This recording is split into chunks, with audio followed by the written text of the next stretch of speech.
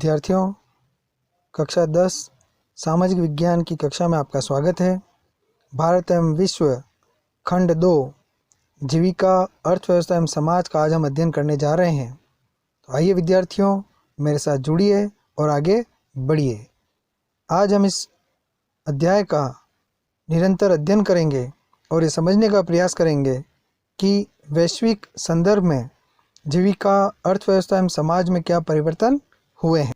इस खंड का पहला अध्याय है भूमंडलीकृत विश्व का बनना। तो विद्यार्थियों, आइए हम अध्ययन करते हैं कि भूमंडलीकृत विश्व किस प्रकार से बना है, किस प्रकार से इसमें परिवर्तन हुए हैं। आधुनिक युग से पहले जब हम वैश्वीकरण की बात करते हैं तो आमतौर पर हम एक ऐसी आर्थिक व्यवस्था की बात करते हैं जो मोटे तौर पर पिछले लगभग 50 सालों में ही हमारे सामने आई है। लेकिन जैसा कि आप इस अध्याय में देखेंगे, भूमंडलीकृत विश्व के बनने की प्रक्रिया व्यापार का, काम की तलाश में एक जगह से दूसरी जगह जाते लोगों का, पूंजी व बहुत सारी चीज़ों की वैश्विक आवाजाही का एक लंबा इतिहास रहा है। आज जब हम अपने जीवन में वैश्विक आपसी संपर्कों के बारे में सोचते हैं तो हमें उन युगों के बारे में भी जानना चाहिए जिससे गुजरते हमारी ये दुनिया ऐसी बनी है। विद्यार्थियों, यह अध्ययन करते समय हमारे समक्ष एक नया शब्द आया है और वह शब्द है वैश्वीकरण। तो विद्यार्थियों, सबसे पहले हम वैश्वीकरण शब्द का अर्थ समझने का प्रयास करेंगे। वर्तमान समय इस प्रकार की अर्थव्यवस्थाओं का है कि समस्त दुनिया में एक स्थान पर जो गतिविधि होती है उसका प्रभाव पूरी दुनिया में दिखाई देता है। आज विश्व एक गांव की तरह हो गया है। पूरे विश्व में हुए घटनाक्रमों का प्रभाव एक स्थान से दूसरे स्थान पर होता है। इसलिए वैश्वीकरण वह प्रक्रिया है जिसमें समस्त विश्व एक गांव के समान दिखाई दे, एक व्यवस्था के रूप में दिखाई दे जिसमें एक दूसरे का प्रभाव आपस में पड़ता हो। आइए आगे बढ़ते हैं। इतिहास के हर दौर में मानव समाज एक दूसरे से ज़्यादा नज़दीक आते गए। प्राचीन काल से ही यात्री, व्यापारी, पुजारी और तीर्थयात्री ज्ञान, अवसरों और आध्यात्मिक शांति के लिए या उत्पीड़न, यातनापूर्ण जीवन से बचने के लिए दूर दूर की यात्राओं पर जाते रहे हैं। अपनी यात्राओं में ये लोग तरह तरह की चीज़ें, पैसा, मूल्य, मान्यताएं, हुनर, विचार, आविष्कार और यहाँ तक कि कीटाणु और बीमारियाँ भी साथ लेकर चलते रहे हैं।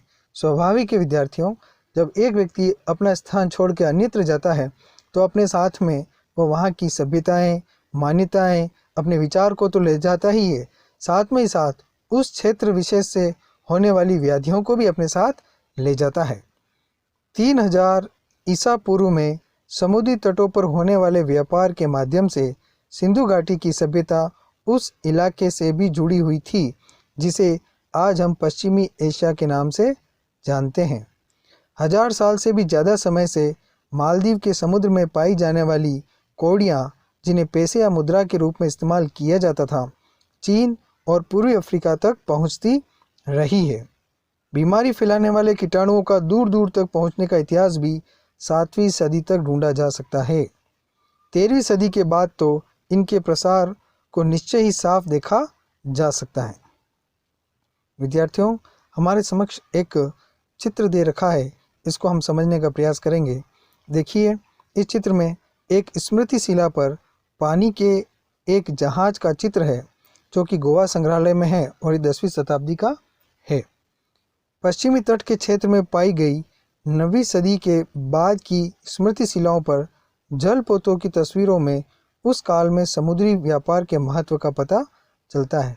तो विद्यार्थियों देखिए, इस चित्र में इस शिला पर हमें एक नौका नज़र आ रही है और इस नौका में कुछ यात्री भी बैठे हुए हमें दिख रहे हैं।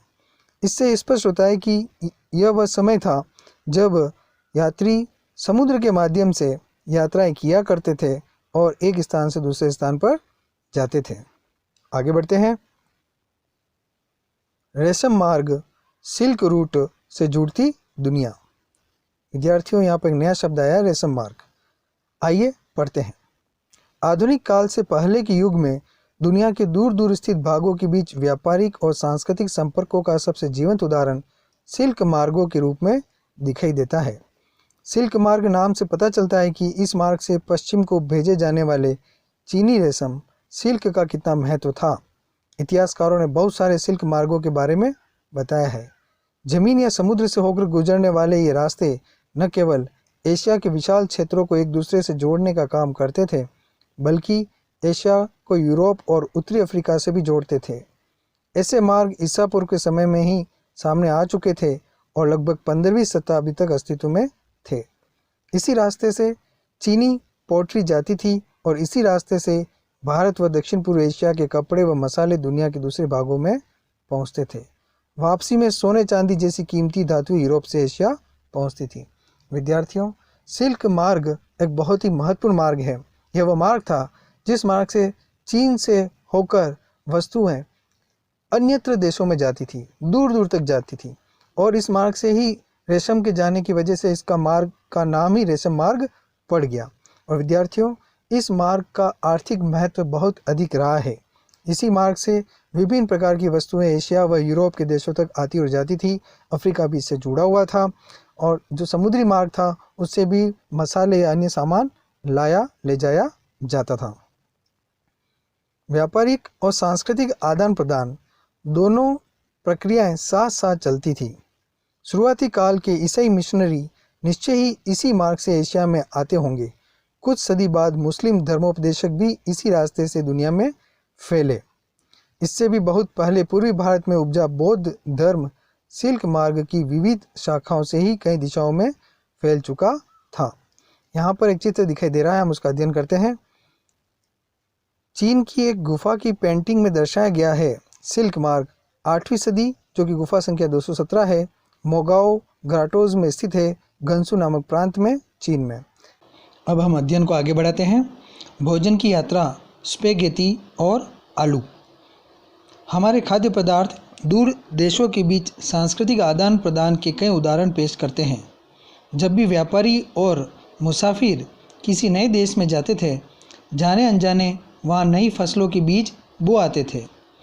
संभव है कि दुनिया के विभिन्न भागों में मिलने वाले झटपट तैयार होने वाले रेडी खाद्य पदार्थों के भी साझा स्रोत रहे हों। आइए स्पेगेटी और नूडल्स का ही उदाहरण लें। माना जाता है कि नूडल्स चीन से पश्चिम में पहुँचे और वहाँ उन्हीं से स्पेगेटी का जन्म हुआ।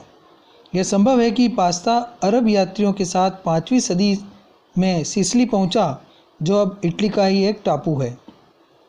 इसी तरह के आहार भारत और जापान में भी पाए जाते हैं। इसलिए हो सकता है कि हम कभी यह न जान सकें कि उनका जन्म कैसे हुआ होगा। फिर भी इन अनुमानों के आधार पर इतना जरूर कहा जा सकता है कि आधुनिक काल से पहले भी दूर देशों के बीच सांस्कृतिक लेन देन चल रहा होगा। आलू, सोया, मूंगफली, मक्का, टमाटर, मिर्च, शकरकंद और ऐसे ही बहुत सारे दूसरे खाद्य पदार्थ लगभग 500 साल पहले हमारे पूर्वजों के पास नहीं थे। ये खाद्य पदार्थ यूरोप और एशिया में तब पहुँचे जब क्रिस्टोफर कोलंबस गलती से उन अज्ञात महाद्वीपों में पहुँच गया था जिन्हें बाद में अमेरिका के नाम से जाना जाने लगा। विद्यार्थियों, अमेरिका की खोज क्रिस्टोफर कोलंबस ने की थी।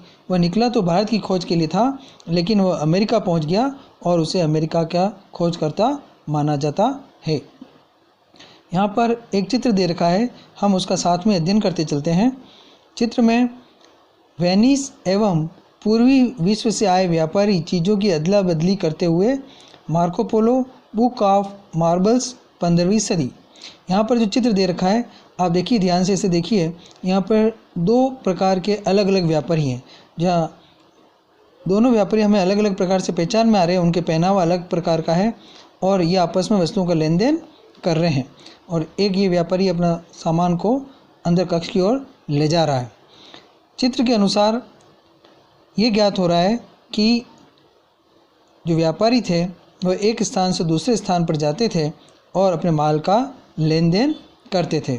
यह चित्र 15वीं सदी का है और Marco Polo book of marbles में चित्रित है। तो आइए विद्यार्थियों आगे बढ़ते हैं। अभी हम बात कर रहे थे कि अमेरिका की खोज क्रिस्टोफर कोलंबस ने की थी। यहाँ अमेरिका का मतलब उत्तरी अमेरिका, दक्षिण अमेरिका और कैरेबियन द्वीप समूह सभी से है।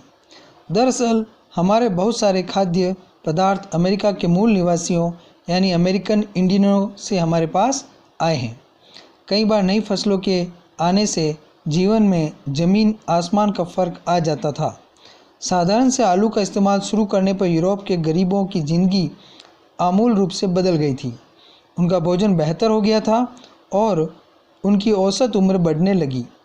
आयरलैंड के गरीब काश्तकार तो आलू पर इस हद तक निर्भर हो चुके थे कि जब 1840 के दशक के मध्य में किसी बीमारी के कारण आलू की फसल खराब हो गई तो लाखों लोग भूख के कारण मौत के मुंह में चले गए। विजय, बीमारी और व्यापार।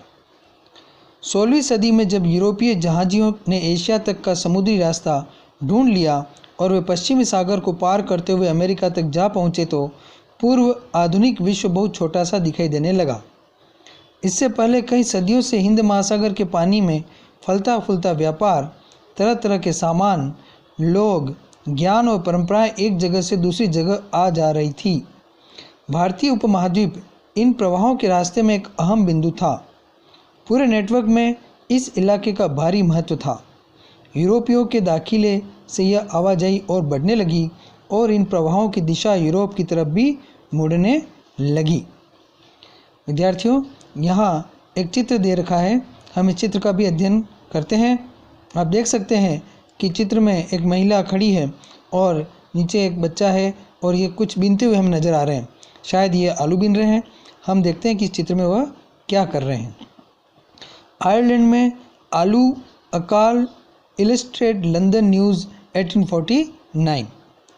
फसल कट जाने के बाद बचे कुचे आलूओं की उम्मीद में खेत की मिट्टी खोदते बच्चे। 1845 से 1849 के बीच पड़े भयानक आयरिश आलू अकाल के दौरान आयरलैंड के लगभग 10 लाख लोग भूखमरी के कारण मारे गए थे और इससे दोगुने लोग काम की तलाश में घर बार छोड़कर दूसरे इलाकों में चले गए थे। इससे ज्ञात होता है कि आलू का इनके जीवन में कितना अधिक महत्व था। आलू की फसल खराब होने पर लगभग 10 लाख लोग भूखमरी के कारण मारे गए। आइए विद्यार्थियों आगे बढ़ते हैं। अपनी खोज से पहले लाखों साल से अमेरिका का दुनिया से कोई संपर्क नहीं था। विद्यार्थियों, अभी हमने पढ़ा था कि कोलंबस ने अमेरिका की खोज की और इस खोज से पूर्व अमेरिका, जिसमें उत्तरी अमेरिका और दक्षिण अमेरिका साथ ही कैरेबियन द्वीप समूह शामिल है, यह पूरे विश्व से अछूता था। लोग इसके बारे में जानकारी नहीं रखते थे। लेकिन 16वीं सदी से उसकी विशाल भूमि और बेहिसाब फसलें व खनिज पदार्थ हर दिशा में जीवन का रूप रंग बदलने लगे। आज के पेरू और मेक्सिको में मौजूद खानों से निकलने वाली कीमती धातुओं, खास तौर से चांदी, ने भी यूरोप की संपदा को बढ़ाया और पश्चिम एशिया के साथ होने वाले उसके व्यापार को गति प्रदान की। 17वीं सदी के आते आते पूरे यूरोप में दक्षिणी अमेरिका की धन संपदा के बारे में तरह तरह के किस्से बनने लगे थे। इन्हीं की वदंतियों की बदौलत वहाँ के लोग एल डोराडो को सोने का शहर मानने लगे और उसकी खोज में बहुत सारे खोजी अभियान शुरू किए गए। 16वीं सदी के मध्य तक आते आते पुर्तगाली, स्पेनिश सेनाओं की विजय का सिलसिला शुरू हो चुका था। उन्होंने अमेरिका को उपनिवेश बनाना शुरू कर दिया था। यूरोपीय सेनाएं केवल अपनी सैनिक ताकत के दम पर नहीं जीतती थी। स्पेनिश विजेताओं के सबसे शक्तिशाली हथियारों में परंपरागत किस्म का सैनिक हथियार तो था ही नहीं, यह हथियार तो चेचक जैसे कीटाणु थे जो स्पेनिश सैनिकों और अफसरों के साथ वहां जा पहुंचे थे। लाखों साल से दुनिया से अलग थलग रहने के कारण अमेरिका के लोगों के शरीर में यूरोप से आने वाली इन बीमारियों से बचने की रोग प्रतिरोधी क्षमता नहीं थी। फलस्वरूप इस नए स्थान पर चेचक बहुत मारक साबित हुई। एक बार संक्रमण शुरू होने के बाद तो यह बीमारी पूरे महाद्वीप में फैल गई। जहां यूरोपीय लोग नहीं पहुंचे थे वहां के लोग भी इसकी चपेट में आने लगे। इसने पूरे के पूरे समुदाय को खत्म कर डाला। इस तरह घुसपैठियों कि जीत का रास्ता आसान होता चला गया। विद्यार्थियों, नया शब्द आया असंतुष्ट। उसका तात्पर्य है जो स्थापित विश्वासों और तरीकों को नहीं मानता, उससे हम असंतुष्ट कहते हैं।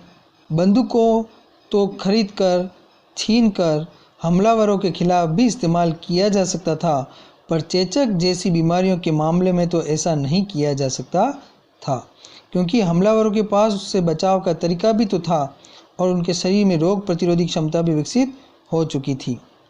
19वीं सदी तक यूरोप में गरीब और भूख का ही साम्राज्य था। शहरों में बेहिसाब भीड़ थी और बीमारियों का बोलबाला था।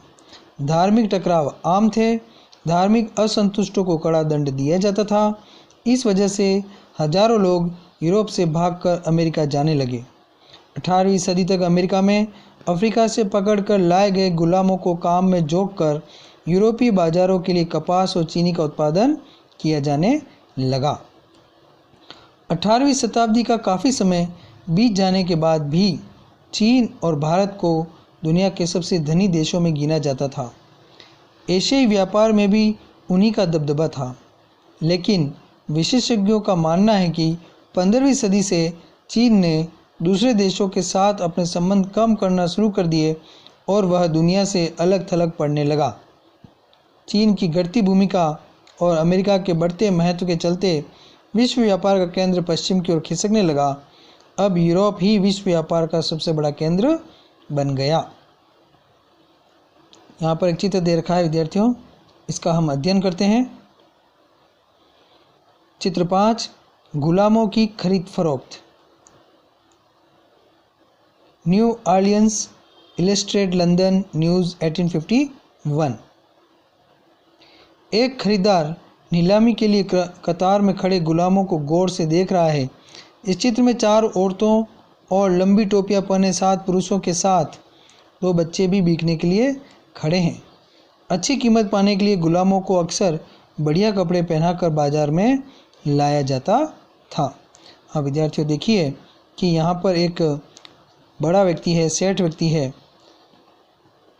वह इन दासों को देख रहा है और ये दासों को अच्छे से तैयार करके बिठाया गया है।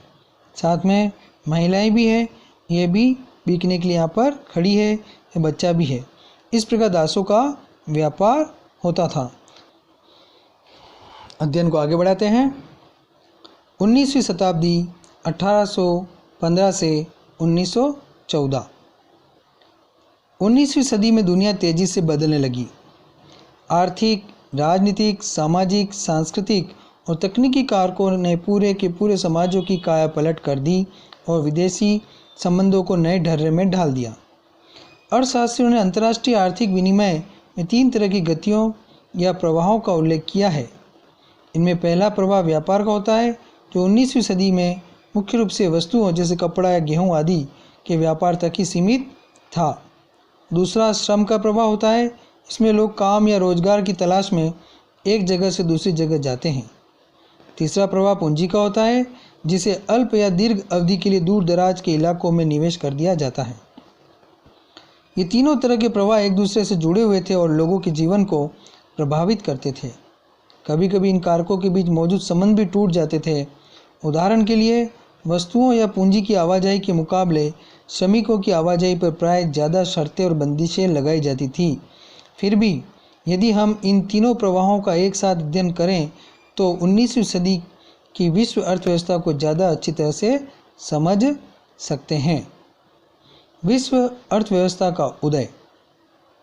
इस विषय को समझने के लिए सबसे पहले औद्योगिक यूरोप में खाद्य उत्पादन और उपभोग के बदलते रुझानों पर विचार करें तो बेहतर होगा। सामान्य रूप से सभी देश भोजन के मामले में आत्मनिर्भर होने का प्रयास करते रहे हैं, लेकिन 19वीं सदी के ब्रिटेन की बात अलग थी। अगर उस समय ब्रिटेन खाद्य आत्मनिर्भरता के रास्ते पर चलता तो वहाँ के लोगों का जीवन स्तर गिर जाता और सामाजिक तनाव फैलता। आइए देखें कि इस आशंका के पीछे क्या कारण थे। 18वीं सदी के आखिरी दशकों में ब्रिटेन की आबादी तेजी से बढ़ने लगी। नतीजा, देश में भोजन की मांग भी बढ़ी। जैसे जैसे शहर फैले और उद्योग बढ़ने लगे, कृषि उत्पादों की मांग भी बढ़ने लगी। कृषि उत्पाद महंगे होने लगे। दूसरी तरफ बड़े भूस्वामियों के दबाव में सरकार ने मक्का के आयात पर भी पाबंदी लगा दी थी। जिन कानूनों के सहारे सरकार ने यह पाबंदी लागू की थी उन्हें कॉर्न लॉ कहा जाता था। खाद्य पदार्थों की ऊंची कीमतों से परेशान उद्योगपतियों और शहरी बासिंदों ने सरकार को मजबूर कर दिया कि वह कॉर्न लॉ को फौरन समाप्त कर दे।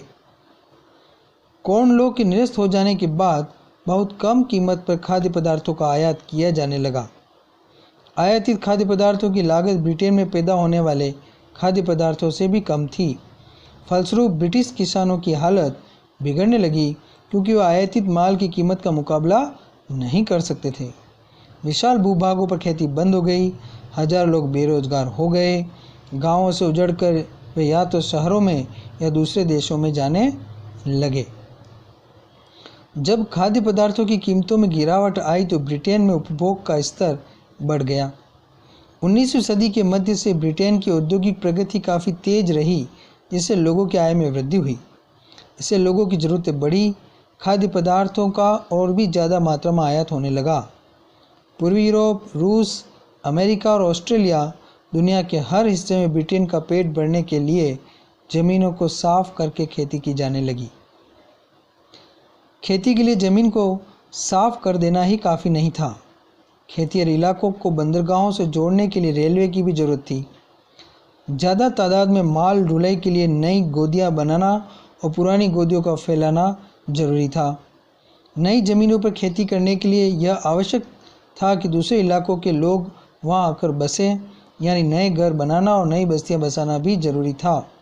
इन सारे कामों के लिए भूमि, पूंजी और श्रम की जरूरत थी। इसके लिए लंदन जैसे वित्तीय केंद्रों से पूंजी आने लगी। अमेरिका और ऑस्ट्रेलिया जैसे जिन स्थानों पर मजदूरों की कमी थी वहाँ लोगों को ले जाकर बसाया जाने लगा, यानी श्रम का प्रवाह होने लगा। जिन स्थानों पर मजदूरों की कमी थी वहाँ दूसरे देशों से श्रमिकों को लाकर बसाया जाने लगा और इसे ही श्रम का प्रवाह कहते हैं। 19वीं सदी में यूरोप के लगभग 5 करोड़ लोग अमेरिका और ऑस्ट्रेलिया में जाकर बस गए। माना जाता है कि पूरी दुनिया में लगभग 15 करोड़ लोग बेहतर भविष्य की चाह में अपना घर बार छोड़कर दूर दूर के देशों में जाकर रहने लगे।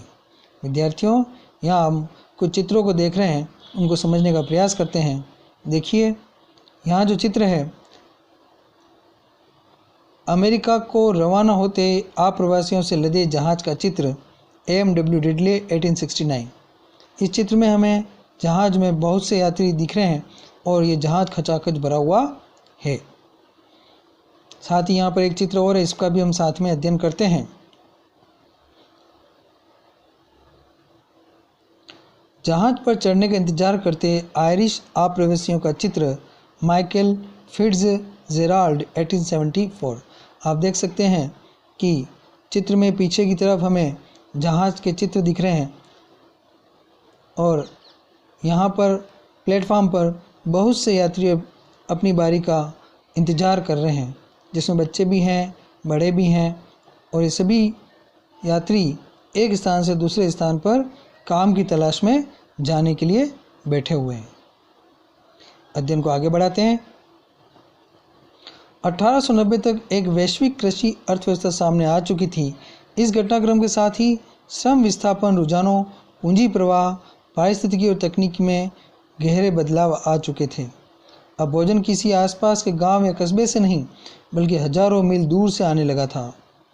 अब अपने खेतों पर खुद काम करने वाले किसान ही खाद्य पदार्थ पैदा नहीं कर रहे थे। अब ये काम ऐसे औद्योगिक मजदूर करने लगे थे जो संवतः हाल ही में वहाँ आए थे और ऐसे खेतों में काम कर रहे थे जहाँ महज एक पीढ़ी पहले संवतः ठेठ जंगल रहे होंगे। खाद्य पदार्थों को एक जगह से दूसरी जगह पहुँचाने के लिए रेलवे का इस्तेमाल किया जाने लगा। रेल का नेटवर्क इसी काम के लिए बिछाया गया था।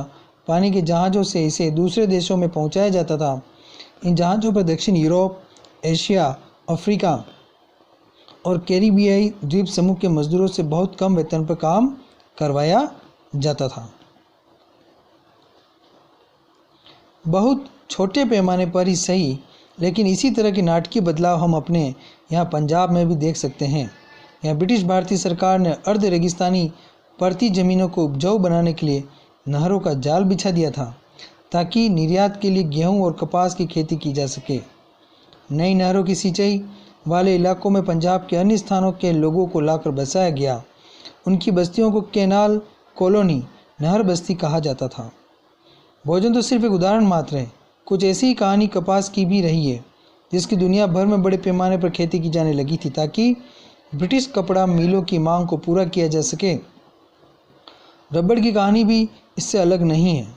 विभिन्न चीज़ों के उत्पादन में विभिन्न इलाकों ने इतनी महारत हासिल कर ली थी कि 1820 से 1914 के बीच विश्व व्यापार में 25 से 40 गुना वृद्धि हो चुकी थी। इस व्यापार में लगभग 60% हिस्सा प्राथमिक उत्पादों यानी गेहूं और कपास जैसे कृषि उत्पादों तथा कोयले जैसे खनिज पदार्थों का था। तकनीक की भूमिका। इस घटनाक्रम में तकनीक की क्या भूमिका रही?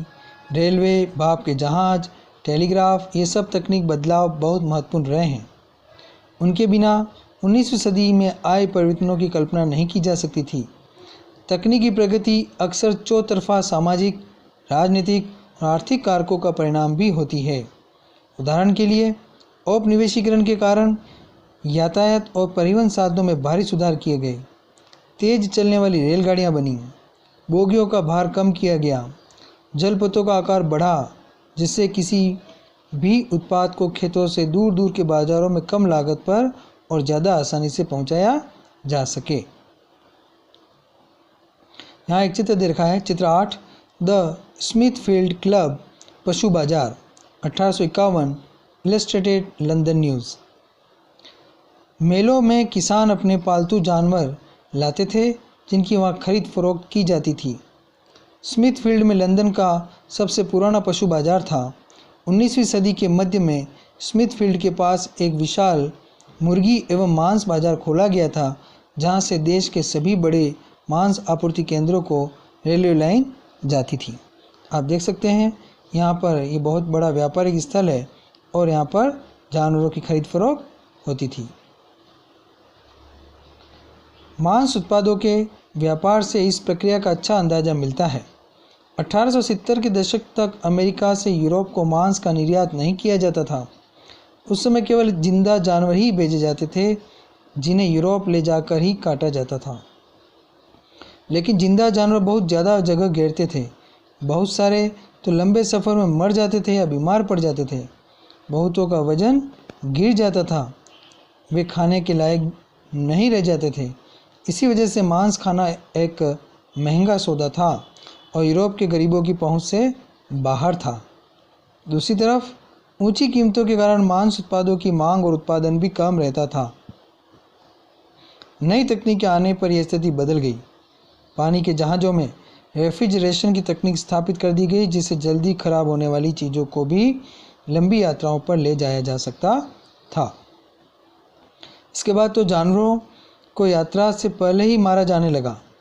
अमेरिका, ऑस्ट्रेलिया या न्यूजीलैंड सब जगह से जानवरों की बजाय उनके मांस ही यूरोप को भेजा जाने लगा।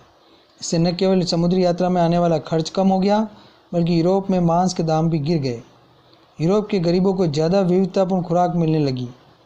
पहले उनके पास सिर्फ आलू और ब्रेड होते थे, अब बहुत सारे लोगों के भोजन में मांसाहार, मक्खन व अंडे भी शामिल हो गया। जीवन स्थिति सुधरी तो देश में शांति स्थापित होने लगी और दूसरे देशों में साम्राज्यवादी मंसूबों को समर्थन मिलने लगा। विद्यार्थियों, यह साथ में लगे हुए चित्र में मांस को अलेक्जेंड्रा जलपोत पर लादा जा रहा है। Illustrated London news 1878। मांस का निर्यात तभी संभव हो पाया जब जहाज़ों को ठंडा रखने की व्यवस्था कर ली गई। जहाज़ों में रेफ्रिजरेशन की व्यवस्था की गई, जिससे ठंडक होती थी और ठंडक में जो भी सामान लंबे समय तक रखने योग्य थे वे अब खराब नहीं हो रहे थे और उनको एक स्थान से दूसरे स्थान पर आसानी से ले जाया जाने लगा। 19वीं सदी के आखिर में उपनिवेशवाद। 19वीं शताब्दी के आखिरी दशकों में व्यापार बढ़ा और बाजार तेजी से फैलने लगे। यह केवल फैलते व्यापार और संपन्नता का ही दौर नहीं था। हमें इस प्रक्रिया के स्याह पक्ष को भी नज़रअंदाज नहीं करना चाहिए। व्यापार में इजाफे और विश्व अर्थव्यवस्था के साथ निकटता का एक परिणाम यह हुआ कि दुनिया के बहुत सारे भागों में स्वतंत्रता और आजीविका के साधन छिनने लगे। 19वीं सदी के आखिरी दशकों में यूरोपियों की विजय से बहुत सारे कष्टदायक आर्थिक, सामाजिक और पारिस्थितिकी परिवर्तन आए और औपनिवेशिक समाजों को विश्व अर्थव्यवस्था में समाहित कर लिया गया। जरा अफ्रीका के मानचित्र को देखिए विद्यार्थियों, यहाँ पर अफ्रीका का मानचित्र दिखाई दे रहा है। आप पाएंगे कि वहाँ के कुछ देशों की सीमाएं तो बिल्कुल सीधी लकीर जैसी है, मानो उन्हें स्केल रखकर खींचा गया हो। आप देख सकते हैं कि इस मानचित्र में बहुत से देश ऐसे हैं, जैसे यहाँ पर आप देखिए ये लाइन बिल्कुल सीधी आ रही है, जैसे कि स्केल से लाइनें खींची हुई हो। बहुत से देश इस प्रकार से जिनके सीमाएं वो स्केल से खींची हुई वैसा प्रतीत होता है। दुर्भाग्यवश यही हुआ भी था।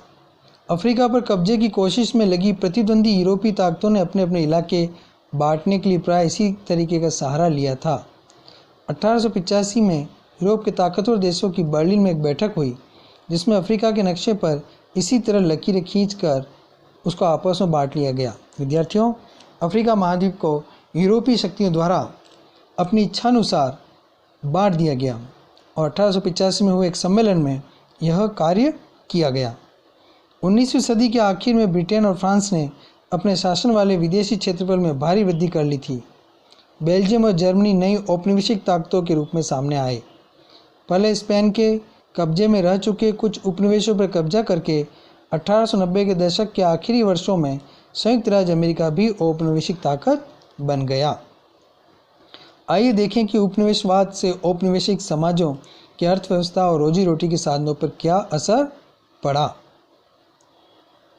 यहाँ पर एक चित्र दे रखा है, इसका अध्ययन करते हैं। चित्र 11, मध्य अफ्रीका में सर हेनरी मार्टिन स्टैनली और उनकी टोली।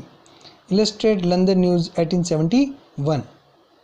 मध्य अफ्रीका में सर हेनरी मार्टिन स्टैनली एक पत्रकार और खोजी थे।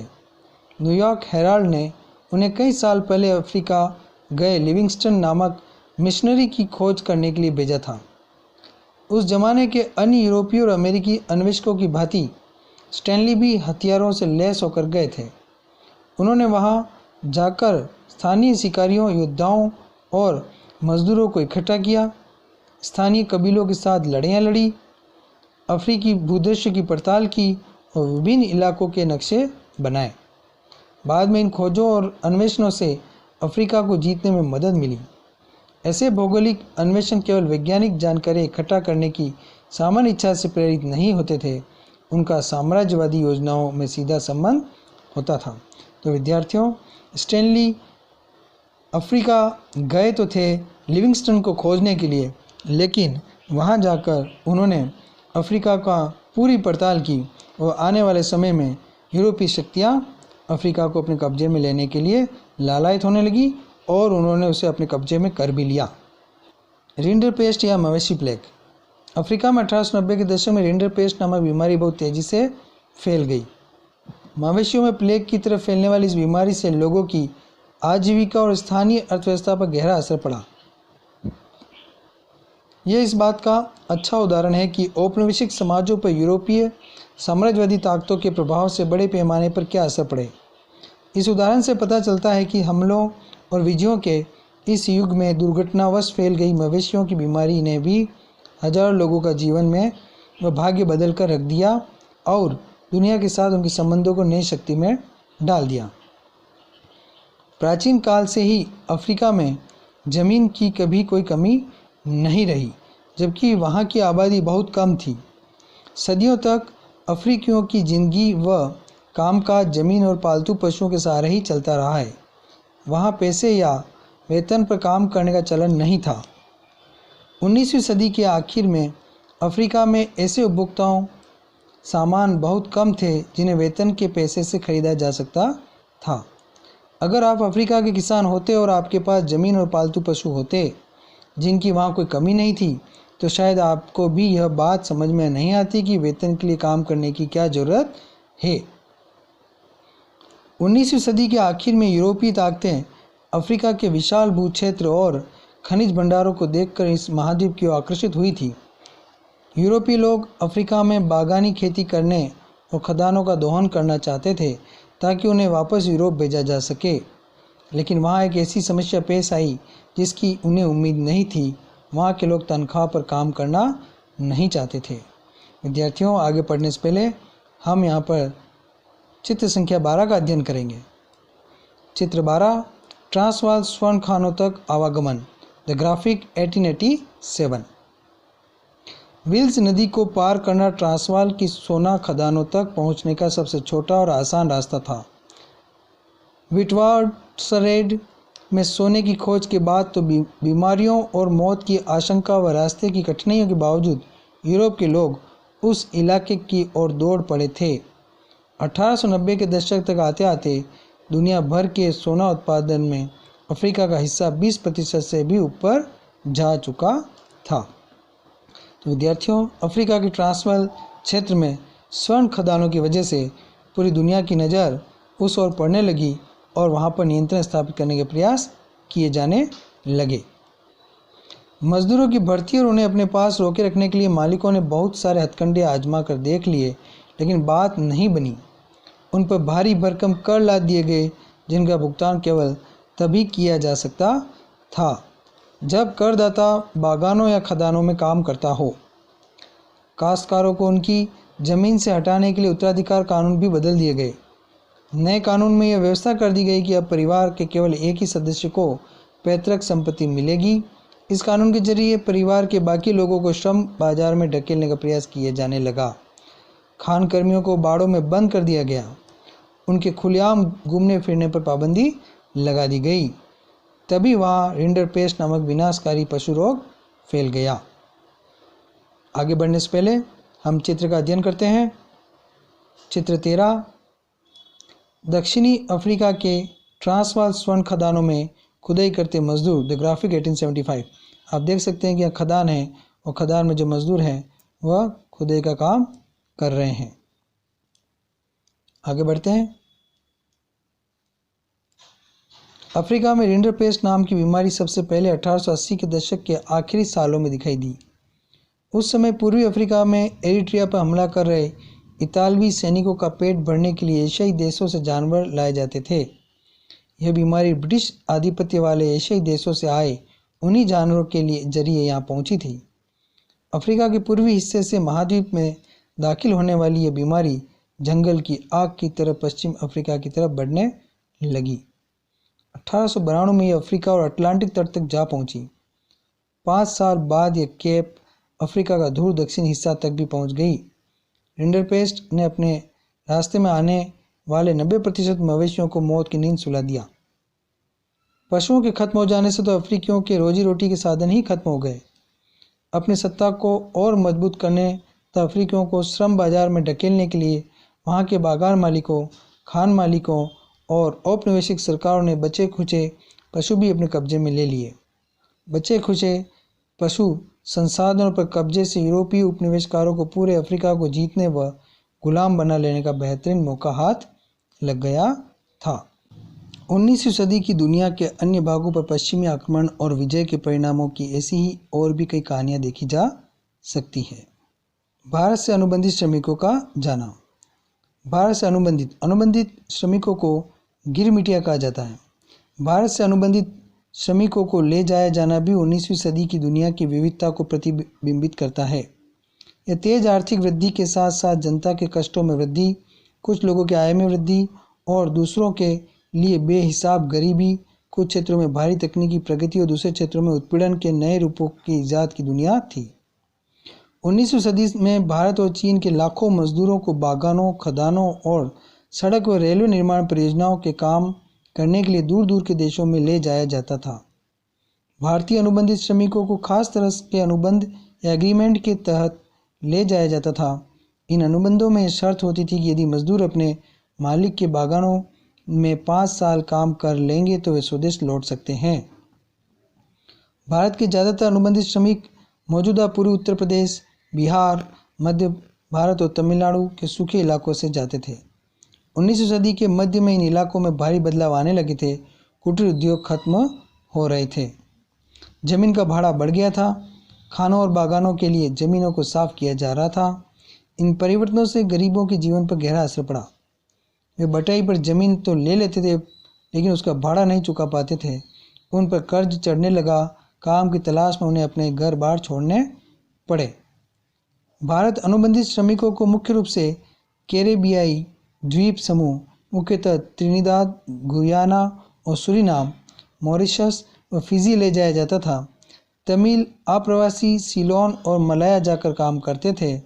बहुत सारे अनुबंधित श्रमिकों को असम के चाय बागानों में काम करवाने के लिए भी ले जाया जाता था। विद्यार्थियों, यहाँ एक चित्र दे रखा है, उसका अध्ययन करते हैं। चित्र 14, त्रिनिदाद के एक कोको बागान में काम करते भारतीय गिरमिटिया मजदूर। 19वीं सदी का प्रारंभ। आप देख सकते हैं कि यहाँ कोको की खेती हो रही है और यहाँ जो श्रमिक हैं वह भारतीय हैं। मजदूरों की भर्ती का काम मालिकों के एजेंट किया करते थे। एजेंटों को कमीशन मिलता था। बहुत सारे आप्रवासी अपने गांव में होने वाले उत्पीड़न और गरीबी से बचने के लिए भी इन अनुबंधों को मान लेते थे। एजेंट भी भावी आप्रवासियों को फुसलाने के लिए झूठी जानकारियां देते थे। कहा जाता है कि यात्रा के साधन क्या होंगे, क्या काम करना होगा और नई जगह पर काम व जीवन के हालात कैसे होंगे, इस बारे में उन्हें सही जानकारी नहीं दी जाती थी। बहुत सारे आप्रवासियों को तो यह भी नहीं बताया जाता था कि उन्हें लंबी समुद्री यात्रा पर जाना है। अगर कोई मजदूर अनुबंध के लिए राजी नहीं होता तो एजेंट उसका अपहरण तक कर लेते थे। 19वीं सदी की इस अनुबंध व्यवस्था को बहुत सारे लोगों ने नई दास प्रथा का नाम भी दिया है। बागानों में या कार्यस्थल पर पहुंचने के बाद मजदूरों को पता चलता था कि वे जैसी उम्मीद कर रहे थे यहाँ वैसी हालत नहीं है। नई जगह की जीवन एवं कार्य स्थितियाँ कठोर थी और मजदूरों के पास कानूनी अधिकार कहने भर को भी नहीं थे। इसके बावजूद मजदूरों ने जिंदगी बसर करने के अपने तरीके ढूंढ निकाले। बहुत सारे तो भाग कर जंगलों में ही चले गए। अगर ऐसे मजदूर पकड़े जाते तो उन्हें भारी सजा दी जाती थी। बहुतों ने अपनी पुरानी और नई संस्कृतियों का सम्मिश्रण करते हुए व्यक्तिगत और सामूहिक आत्मा अभिव्यक्ति के नए रूप को खोज लिया। त्रिनिदाद में मुहर्रम के सालाना जुलूस को एक विशाल उत्सवी मेले का रूप दे दिया गया। इस मेले को हौसे इमाम हुसैन के नाम पर नाम दिया गया। उसमें सभी धर्मों व नस्लों के मजदूर हिस्सा लेते थे। इसी प्रकार रास्ताफारियानवाद नामक विद्रोही धर्म, जिसे जमैका के रेगे गायक बॉब मार्ले ने ख्याति के शिखर पर पहुंचा दिया, में भी भारतीय आप्रवासियों और कैरिबियाई द्वीप समूह के बीच इन संबंधों की झलक देखी जा सकती है। त्रिनिदाद और गुयाना में मशहूर चटनी म्यूजिक भी भारतीय आप्रवासियों के वहां पहुंचने के बाद सामने आई रचनात्मक अभिव्यक्तियों का ही उदाहरण है। सांस्कृतिक समागम के ये स्वरूप एक नई वैश्विक दुनिया के उदय की प्रक्रिया का अंग थे। यह ऐसी प्रक्रिया थी जिसमें अलग अलग स्थानों की चीज़ें आपस में घुल मिल जाती थी, उनकी मूल पहचान और विशेषताएं गुम हो जाती थी और बिल्कुल नया रूप सामने आता था। यहाँ पर एक चित्र दे रखा है, चित्र संख्या 15। चित्र 15 में शिनाख्त के लिए गिरमिटिया मजदूरों के चित्र हैं। मालिकों के लिए इन मजदूरों के नाम नहीं बल्कि उनके संख्या का ही महत्व होता था। यहाँ जो जितने भी चित्र देख रखे हैं आप देख सकते हैं कि उनके ऊपर संख्या लिखी हुई है, तो इनकी पहचान संख्या के आधार पर की जाती थी। ज़्यादातर अनुबंधित श्रमिक अनुबंध समाप्त हो जाने के बाद भी वापस नहीं लौटे। जो वापस लौटे उनमें से भी अधिकांश केवल कुछ समय यहाँ बिताकर फिर अपने नए ठिकानों पर वापस चले गए। इसी कारण इन देशों में भारतीय मूल के लोगों की संख्या बहुत ज़्यादा पाई जाती है। क्या आपने नोबेल पुरस्कार विजेता साहित्यकार वी.एस. नायपॉल का नाम सुना है? आप में से कुछ लोगों ने वेस्ट इंडीज़ के क्रिकेट खिलाड़ी शिव नरेन चंद्र पॉल और राम नरेश सरवन का नाम भी सुना ही होगा। क्या आपको कभी ऐसा नहीं लगता कि उनका नाम हम भारतीयों जैसा क्यों है? इसकी वजह यही है कि वे भारत से अनुबंधित मजदूरों के ही वंशज हैं। 20वीं सदी के शुरुआती सालों से ही हमारे देश के राष्ट्रवादी नेता इस प्रथा का विरोध करने लगे थे। उनकी राय में यह बहुत अपमानजनक और क्रूर व्यवस्था थी। इसी दबाव के कारण 1921 में इसमें खत्म कर दिया गया। लेकिन इसके बाद भी कई दशक तक भारतीय अनुबंधित मजदूरों के वंशज कैरिबियाई द्वीप समूह में बेचैन अल्पसंख्यकों का जीवन जीते रहे। वहाँ के लोग उन्हें कुली मानते थे और उनके साथ कुलियों जैसा बर्ताव करते थे। नायपाल के कुछ प्रारंभिक उपन्यासों में विछोह और परायपन के इस एहसास को खूब देखा जा सकता है। चित्र 16 एक अनुबंधित श्रमिक गिरमिटिया मजदूर के अनुबंध का फॉर्म। आप देख सकते हैं कि यहाँ पे एक फॉर्म है और इसमें कुछ खानापूर्ति की हुई है जो कि गिरमिटिया मजदूरों के लिए बनाया गया था। विदेश में भारतीय उद्यमी। विश्व बाजार के लिए खाद्य पदार्थ व फसलें उगाने के वास्ते पूंजी की आवश्यकता बड़ी थी। बड़े बागानों के लिए तो बाजार और बैंकों से पैसा लिया जा सकता था, लेकिन छोटे मोटे किसानों का क्या होता। यहाँ से देसी साहूकार और महाजन दृश्य में आते हैं। विद्यार्थियों, यहाँ स्रोत क में एक गिरमिटिया मजदूर की आप बीती बता रखी है, हम उसका अध्ययन करते हैं। राम नारायण तिवारी भारत से गए गिरमिटिया मजदूर थे जिन्होंने 20वीं सदी की शुरुआत में डेमरारा में 10 साल का काम किया था। उनके संस्मरण का एक अंश। तमाम कोशिशों के बावजूद मैं उन कामों को ठीक से नहीं कर पाया जो मुझे सौंपे गए थे। कुछ ही दिनों के भीतर मेरे हाथ सब जगह से छिल गए और मैं हफ्ते भर तक काम पर नहीं जा पाया, जिसके लिए मुझे सजा दी गई और 14 दिन जेल में काटने पड़े। नए अप्रवासियों को काम बहुत भारी पड़ता था और वे दिन भर में अपना काम पूरा नहीं कर पाते थे। अगर काम संतोषजनक ढंग से पूरा न हुआ तो तनख्वाह भी काट ली जाती है। इसलिए बहुत सारे लोगों को उनका पूरा वेतन नहीं मिल पाता है और उन्हें तरह तरह की सजा दी जाती है। दरअसल मजदूरों को अपने अनुबंध की अवधि भारी मुश्किलों में बितानी पड़ती है। स्रोत वाणिज्य उद्योग विभाग, आप्रवासन शाखा, 1916। विद्यार्थियों, इस आप बीती को पढ़ने से हमें स्पष्ट हो जाता है कि जो बाहर मजदूर गए थे उनकी स्थिति कितनी चिंताजनक थी। आगे बढ़ते हैं। विदेशों में भारतीय उद्यमी। विश्व बाजार के लिए खाद्य पदार्थ व फसलें उगाने के वास्ते पूंजी की आवश्यकता थी। बड़े बागानों के लिए तो बाजार और बैंकों से पैसा लिया जा सकता था, लेकिन छोटे मोटे किसानों का क्या होता। यहीं से देसी साहूकार और महाजन दृश्य में आते हैं। क्या आपने शिकारीपुरी श्राफ और नट्टू कोटई चेट्टियारों के बारे में सुना है। ये उन बहुत सारे बैंकरों और व्यापारियों में से थे जो मध्य एवं दक्षिण पूर्व एशिया में निर्यातोन्मुखी खेती के लिए कर्जे देते थे। इसके लिए वे या तो अपनी जेब से पैसा लगाते थे या यूरोपीय बैंकों से कर्जे लेते थे। उनके पास दूर दूर तक पैसे पहुंचाने की व्यवस्थित पद्धति होती थी। यहाँ तक कि उन्होंने व्यावसायिक संगठनों और क्रियाकलापों के देसी स्वरूप भी विकसित कर लिए थे। अफ्रीका में यूरोपीय उपनिवेशकारों के पीछे पीछे भारतीय व्यापारी और महाजन भी जा पहुँचे। हैदराबादी सिंधी व्यापारी तो यूरोपीय उपनिवेशों से भी आगे तक जा निकले। 1860 के दशक से उन्होंने दुनिया भर के बंदरगाहों पर अपने बड़े बड़े एम्पोरियम खोल दिए। इन दुकानों में सैलानियों को आकर्षक स्थानीय और विदेशी चीज़ें मिलती थी। यह एक फलता फूलता कारोबार था, क्योंकि सुरक्षित और आरामदेह जलपोतों के आ जाने से सैलानियों की संख्या भी दिनों दिन बढ़ने लगी थी। भारतीय व्यापार, उपनिवेशवाद और वैश्विक व्यवस्था। भारत में पैदा होने वाली महीन कपास का यूरोपीय देशों को निर्यात किया जाता था। औद्योगिकरण के बाद ब्रिटेन में भी कपास का उत्पादन बढ़ने लगा था। इसी कारण वहाँ के उद्योगपतियों ने सरकार पर दबाव डाला कि वह कपास के आयात पर रोक लगाए और स्थानीय उद्योग की रक्षा करे। फलस्वरूप 19वीं शताब्दी की शुरुआत से ही ब्रिटिश कपड़ा उत्पादक दूसरे देशों में भी अपने कपड़े के लिए नए बाजार ढूंढने लगे थे। सीमा शुल्क की व्यवस्था के कारण ब्रिटिश बाजारों से बेदखल हो जाने के बाद भारतीय कपड़े को दूसरे अंतर्राष्ट्रीय बाजारों में भी भारी प्रतिस्पर्धा का सामना करना पड़ा। यदि भारतीय निर्यात के आंकड़ों का अध्ययन करें तो पता चलता है कि सूती कपड़े के निर्यात में लगातार गिरावट का ही रुझान दिखाई देता है। सन 1800 के आसपास निर्यात में सूती कपड़े का प्रतिशत 30 था, जो 1815 में घटकर 15% रह गया। 1870 तक तो यह अनुपात केवल 3% रह गया था। तो फिर भारत ने किन चीज़ों का निर्यात किया? आंकड़ों के माध्यम से फिर एक नाटकीय कहानी सामने आती है। निर्मित वस्तुओं का निर्यात घटता जा रहा था और उतनी तेज़ी से कच्चे माल का निर्यात बढ़ता जा रहा था। 1812 से 1871 के बीच कच्चे कपास का निर्यात 5% से बढ़कर 35% तक पहुंच गया था। कपड़ों की रंगाई के लिए इस्तेमाल होने वाले नील का भी कई दशक तक बड़े पैमाने पर निर्यात होता रहा, जैसा कि आपने पिछली कक्षा में पढ़ा ही था।